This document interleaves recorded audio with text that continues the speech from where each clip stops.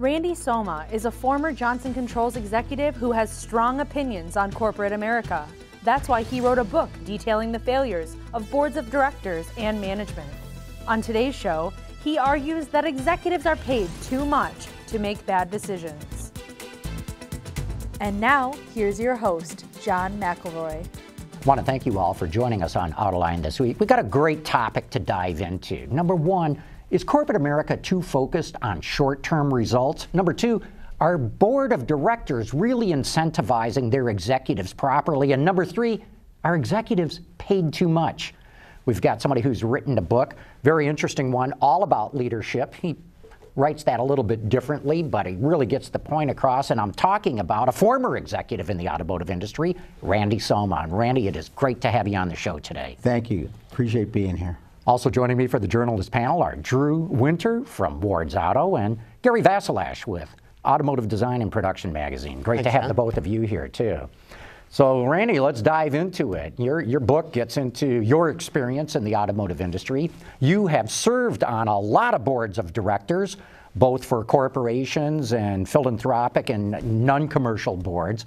You've seen a lot, and seems to me like some of the fundamental problems in corporate America today is too much of a focus on the short term. Is that right? Well, it is. I think it's probably maybe even the me and now generation type thing. It's crept into the corporate America DNA. But what I really saw in all of the board venues that I sat in, which was really the reason that I got nervous about the whole situation being very systemic, in my opinion, is I was seeing very similar, regardless of whether it was an automotive board or not an automotive board, if it was nonprofit, whatever, there were a couple components that were very consistent. One is they were saying one thing in terms of what their charter was and what their obligations were, and there was a completely different agenda in the room. And the second thing I saw was the minute that a board member pointed out that misalignment of what you are supposed to be doing versus what you actually are doing, that board member ended up with a shiny plaque. Meaning they were invited to leave the board. They were invited to leave the board. Getting back to what you said about the short term, when I believe, in my opinion, somewhere along the way, what tipped us is when all that mattered was results. That's all that mattered, and worse, short-term results. That kicked the door wide open to the ability to leaders to kick the can, to just bump it down the road and not deal with it and do the hard thing that you needed to do to correct it at the root cause. And because it was much more expensive to fix it now, which pulled away from your earnings and your bonus, than it was to just boot it down the road. Rande, a lot of consultants are very theoretical, but you had practical experience running one of the leading Tier 1 suppliers in the U.S., and you had to deal with executives at all of the major auto companies. Tell us a little bit about the experience of what you learned firsthand having to run a business and living up to your principles. Relative to interacting with the auto companies? I mean, so what you learned rather than, writing a book and saying things like, Drew or I could do that, and it probably wouldn't mean a whole lot. Yeah. But you lived it. Yeah. Well, what I did learn, it was a reinforcement of the short term versus the long term. In the case of working with the automotive, GM, Ford, and Chrysler in particular, back in those days, is a lot of decisions were made 3 years in advance of the launch of a vehicle that were, the center of gravity was get it cheap. The cheap, there wasn't a value proposition. Low bid, low bid, low bid. Sometimes I thought if we quoted zero, they'd give us the order. But what they didn't understand is the net component of it, which the Japanese did understand. Now, to do the net versus the net. What do you mean net? Net is, if I'm going to save money down here by getting the cheaper component, I am going to spend that and then some 3 to 5 years from now on warranties, recalls, the reputation then your vehicle has in market, which means I need to discount it more and more and more. And so this is the decision here. The ripple effect is the net. That was never taken into account. It was here. This decision made here. So that's when, again, it became very clear to me that really all that mattered was here. And as I said before, when I would go to the supplier advisory council meetings at one of the 3 companies, I would go to the person that was at Chrysler, GM, or Ford, whose performance review was based on J.D. Power scores, consumer research reports, market share, and so on. And I would say to that person, you're in deep trouble, because 3 years down the road here, the purchasing department's getting bonuses based on buying cheap parts. So it was just this disconnect of short-term, long-term. One of the things that really stuck out for me in your book was when you talked about stock buybacks.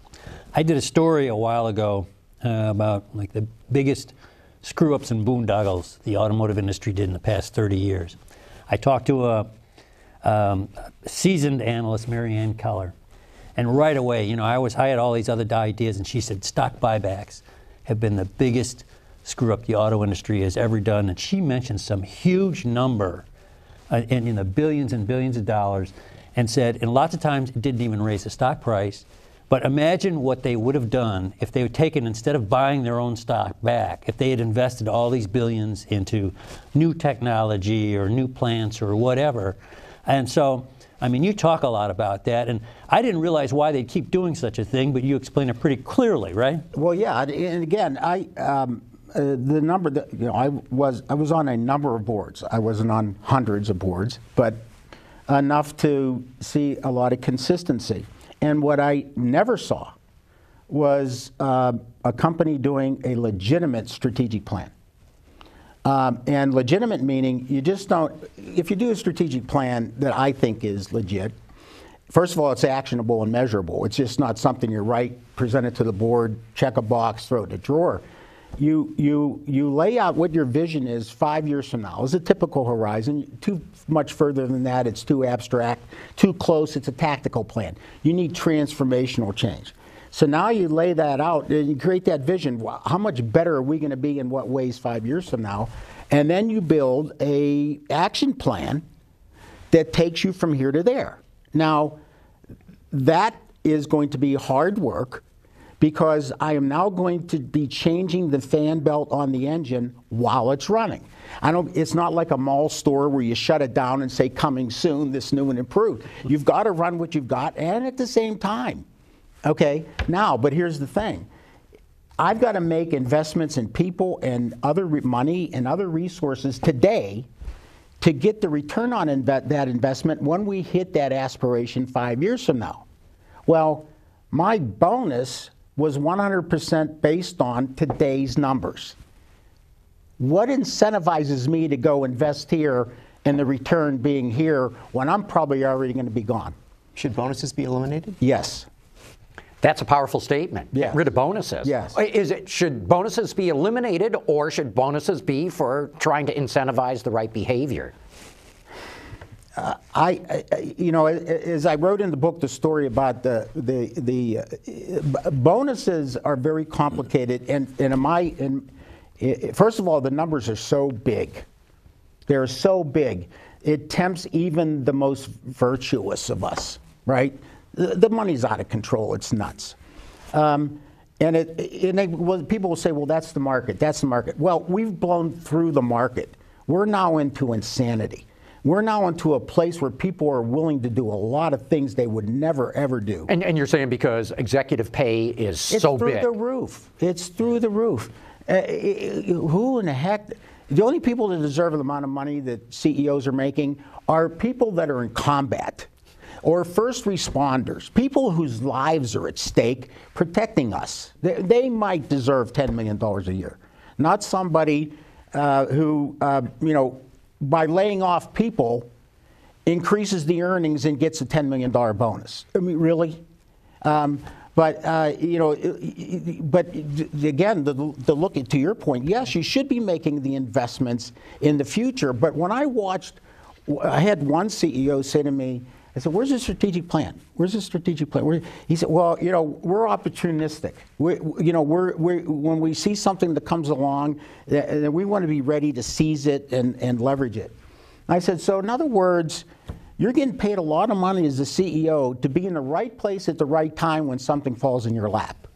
I mean, just how much is that worth? But what you see, though, for all the different reasons that they have, anything that has to do with a return out here isn't happening. And, you know, I don't even blame the people that much, because when you look at the way their bonus is calculated, nobody is getting paid a bonus for what didn't happen.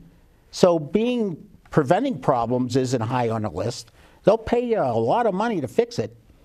And secondly, because Wall Street is only measuring you on this quarter and this year, and not what are you also investing in your 5-year vision plan, everything is pulling it in short term. I mean, it's all in there, the whole system. When you talk about so many contracts now are structured with CEOs that they really don't really need to care whether they produce results or not, right? They finish up, they have all these incentive packages built in that have nothing to do with performance or... They're human beings. You know, they're human beings. I mean, you know, if you get a CEO you hire, now I've been on boards looking to hire a CEO, and the salary is one thing, but now you've got to pay maybe $30, $40 million to buy them out of their other contract because they've got unvested stock, and you got to buy that out. So now you got $30, $40 million up front. They don't even know where the men's or ladies' room is yet, and now it's a human being. What incentive? If they don't have integrity or character or honor or dignity, what incentive do they have to work really, really hard to make that company great? When their worst case, and by the way, they probably have a golden parachute in addition to the 30, 40 up front, that, oh, by the way, if you mess up and we fire you, here's what you get on the way out the door. And the boards will say, well, that's the market. And I say, well, where is the incentive for this person to really do well? There's no consequences if they don't. Randy, other than the people that work there. One of the powerful things that came out of the book, for me at least, was you really believe in corporate culture, and that culture can really change things. You got a good culture, all the results will fall into place.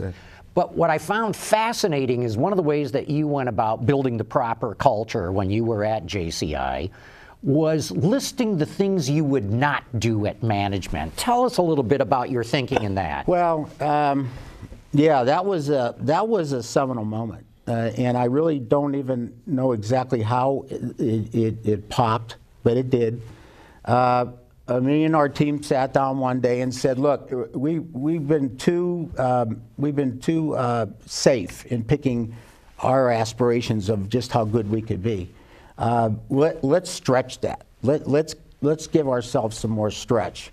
That stretch required us to make some fundamental transformational changes in how we did business. It wasn't, we had to move into a different box to be able to get to that level. And when we sat down at an offsite meeting, and I got up on a whiteboard, and typically what would you say is, okay, what will we do to make that happen? We as a team, not just me, said, what won't we do? What won't we do to make that happen? And however that came up, it came up. And what the list were things that typically happened. Lay off people. So you said, we're not going to lay off people. We're not laying off people to generate more income.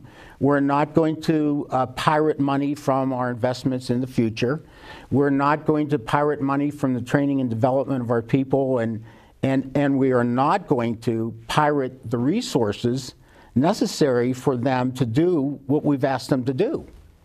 And it was the whole list of what you typically would see on a short-term fire drill to get the numbers to work so you could hit your quarterly earnings, right? But what it did, though, all it really did was said, we're going to follow our values.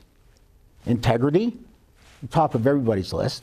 Our people, our suppliers and our partners, innovation, vision, our community, all these things that we said we're going to be successful working through them and not around them. But how did you make that stick? I'm sure that if we were to talk to any executive at any company, whether it's automotive or consumer goods or whatever, they'd say, we have honor, we have integrity, we believe in our people, blah, blah, blah, blah, blah, blah. And they're doing none of that. You had to do it and make it work. How did you do that? Well, not just me. I was blessed to have a group of people that I didn't have to really talk anybody into that. You know, as I've said a few other times in other places, I'm a 2.7 GPA from a university in Pittsburgh that most people never heard of. So I'm not going to outthink it. I'm not going to outwit it. Here's my responsibilities. Here's my obligations. Here's our values. Not just what we will do, but what we won't do. And we just went and did that. Now, to your point, we would laughingly almost have like a sergeant at arms in our meetings, because there were times, because you're in the automotive business, it's difficult to keep up with the automakers, you know, using you as ATM machines sometimes, but you have to hit your numbers, right? So as you're underwriting them and some of their issues, you also have shareholders that you have to, you know, satisfy. And so we would be in meetings, and there would be times when, you know, we would be, oh, are we really going to make it? I mean, it looks kind of rough. And kiddingly, I always look and see, over here on the left side are the now people, manufacturing, engineering, accounting, and so on, right? And over here are the future people, right?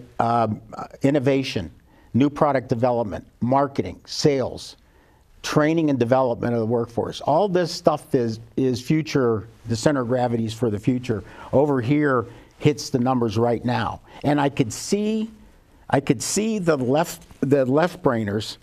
They're looking at the marketing and innovation and new product development people like wounded rabbits and say, Randy, this meeting can be over in 15 seconds, right? Take 10 million out of that budget, take 10 million out of that budget, take 10, and drop it into the bottom line, we're done. And I would always say, that's my budget. That's my budget. And here's the thing, and I know this sounds a little hokey, but this is the thing. Every single time we firewalled the path of least resistance, we found the right answer. Why? Because we now had to. When that path of least resistance door is open, you don't have to find the right answer. It's there for you. And the meeting is short. But that means people will probably lose their jobs. That means you're going to pirate your future to drop it into the near-term bottom line. You're going to do all these things that are so dangerous to the future of the company. And at the very least, you say integrity is your #1 value. Well, your own website BS.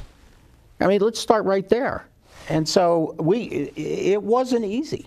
It was not easy. But what we found, though, it got easier as people, when in the 3rd year of our independent survey, in year 1, they said they trusted leadership 61% of the time. And this is a survey that you did of yourselves. You brought somebody into the company and asked your own employees, how were we doing? But it was an independent one. It was and you have to have independent, right? If I'm walking down, we had 1,800 people in Plymouth. If I'm walking down the hallway and say, hey, John, you like working for me? I mean, I wanted real answers. I really wanted real answers. And so when 30, in the first of all the questions were asked, living your values. That was are we living the values? Even the employees had a low rating on that because they could see that we're saying one thing, but we're getting to the numbers a completely different way, right? And some of them felt at risk because one of those ways was laying people off or at least cutting their pay or